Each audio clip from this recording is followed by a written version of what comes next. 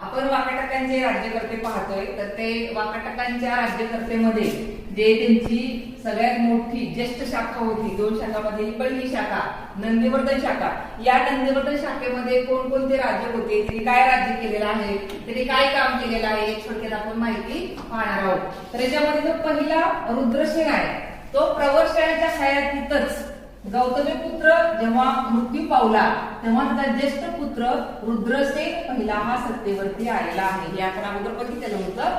परत तेच आलेलं आहे की प्रवरसेनच्या मृत्यू म्हणजे तो जिवंत असतानाच गौतमी पुत्र हा मृत्यू पावला आणि त्याचा पुत्र जो होता तो रुद्रसेन पहिला हा गादीवरती आलेला आहे. रुद्रसेन पहिले याचीच ही नंदीवर्धन शाखा आहे. जे आपण बघतो वाकाटकाच्या 2 शाखा, त्यामध्ये ही एक शाखा नंदीवर्धन शाखा ही रुद्रसेन पहिला यांच्या काळामध्ये निर्माण झालेली आहे. हा समुद्रगुप्ताच्या समकालीन होता, हे पण लक्षात ठेवा. त्या दोघांमध्ये लढाई झाली का नाही याचा उल्लेख मात्र आपल्याला कुठेही सापडत नाही. कारण खरं तर हे समुद्रगुप्ताला काय तिथं दक्षिण दिग्विजय काढलेलं होतं, त्यामुळे खूप मोठ्या प्रमाणात दक्षिणेमध्ये लढाई करत होता. पण इथं हे ना रुद्रसेनकडे येऊन लढाई केली का नाही, यांचं राज्य जिंकलं का नाही याचा कुठेही आपल्याला उल्लेख सापडत नाही. त्यामुळे लक्षात ठेवायचंय. पहिला पृथ्वीसेन हा मात्र अतिशय शांतताप्रिय होता. म्हणजे ह्याच्या काळामध्ये खूप आक्रमण झाले किंवा लढाई झालं असं काहीही झालं नाही. तो शांतताप्रिय असल्यामुळे. दुसरा चंद्रगुप्ताच्या समकालीन हा होता. लक्षात घ्या, दुसरा चंद्रगुप्त म्हणजे वरती जे उत्तरेकडे गुप्त घराणं होतं त्याचा विक्रमादित्य किंवा दुसरा चंद्रगुप्त याच्या समकालीन हा पहिला पृथ्वीसेन होता.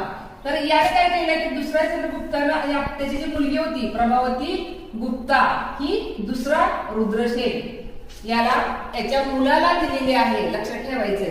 म्हणजे पहिल्या पृथ्वीसेनच्या मुलाला म्हणजे दुसरा रुद्रसेन याला दिलेले आहे. म्हणजे पृथ्वीसेनचा जो मुलगा होता दुसरा रुद्रसेन याला प्रभावती गुप्ता हे दिलेले आहे किंवा तिच्याशी विवाह त्यांनी लावून दिलेला आहे. पण लक्षात घ्या की दुसरा जो रुद्रसेन गादीवरती आला तो फक्त 5च वर्ष तो राज्य करू शकला. कारण आकस्मिक मृत्यू झाली आणि सर्व जे काही सत्ता आहे किंवा राज्यकारभार आहे किंवा जबाबदारी आहे ती त्याची जी पत्नी आहे प्रभावती गुप्ता याच्यावरती आलेली आहे. लक्षात घ्या, प्राचीन भारतामध्ये प्रभावती गुप्ताने खूप चांगलं काम केलेलं आहे. प्रभावती गुप्ता ही दुसरा चंद्रगुप्त याची कन्या होती आणि इथं रुद्रसेन दुसरा याची पत्नी होती. या दोघांना दिवाकर सेन आणि दामोदर सेन नावाचे 2 मुलं होते किंवा 2 पुत्र होते. लक्षात घ्यायचे. फार कमी यांना जे राज्य करण्याचा जो कालावधी कमी मिळाल्यामुळे सर्व जी काही जबाबदारी आहे ती प्रभावती गुप्ता होती आणि तिने आपला जो मुलगा आहे दिवाकर सेन या मुलाला सत्तेवरती बसवलं आणि सगळी सत्ता स्वतः एक माता म्हणून राजमाता म्हणून स्वतःच्या हातामध्ये घेतली. पण दुर्दैव असं झालं की आपला नवरा लवकर गेला आणि त्यानंतर हा जो दिवाकर सेन जो पुत्र होता तोही आकस्मिकपणे लवकरच निधन पावला किंवा तो मृत्यू पावला. त्यामुळे खूप तिला त्रास झाला त्या गोष्टीमुळे की त्यानंतर तिचा दुसरा जो मुलगा आहे म्हणजे कनिष्ठ मुलगा दामोदर सेन किंवा याला दुसरा प्रवरसेन असं म्हटलेलं आहे याला गादीवरती बसले आणि परत सुद्धा प्रभावती गुप्ताने सर्व सत्ता आपल्या हातामध्ये घेतलेली आहे.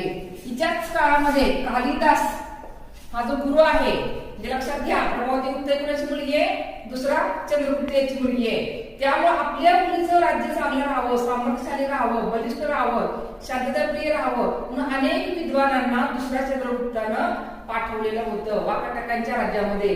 त्यामध्येच हा एक कालिदास नावाचा विद्वान कवी त्याने पाठवून दिलेला होता.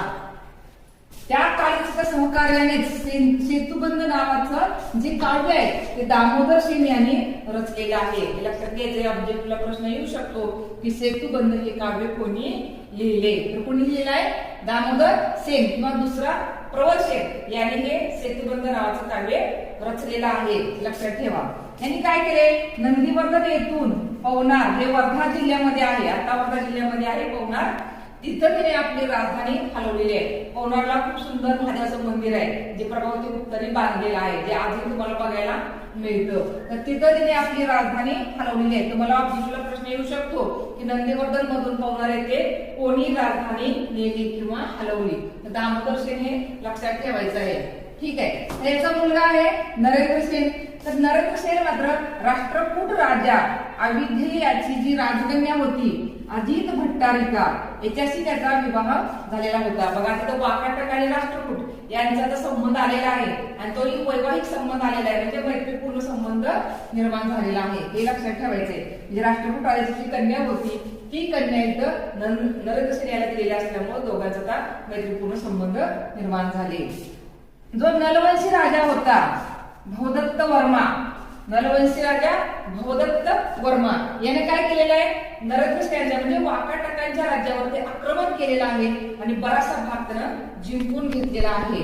त्यामध्ये नंदीवर्धन हे शहर सुद्धा जिंकून घेतलेलं आहे. लक्षात घ्या तुम्हाला, भवदत्त वर्मानं नंदीवर्धन हे शहर होतं त्यांचं, म्हणजे राजधानी होती वाकाटकांची, ती जिंकून घेतलेली आहे.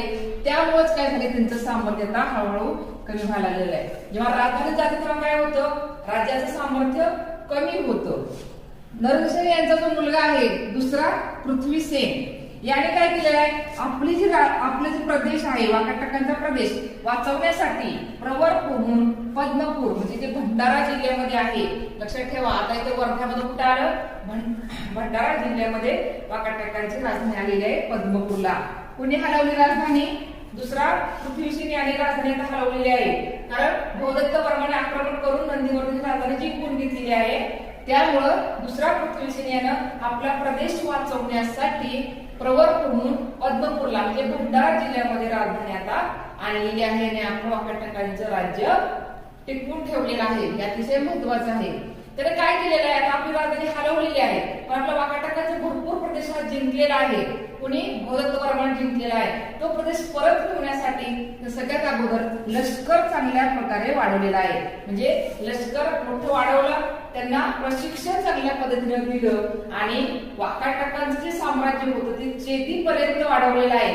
लक्षात ठेवायचे, दुसरा पृथ्वीसेन याने वाकाटकांचे साम्राज्य चेतीपर्यंत वाढवलेले आहे. सगळ्यात महत्वाचं लक्षात ठेवा की जर तलवार नेहमी म्यान मध्ये ठेवली तर काय होणार आहे, ती गंजणार आहे.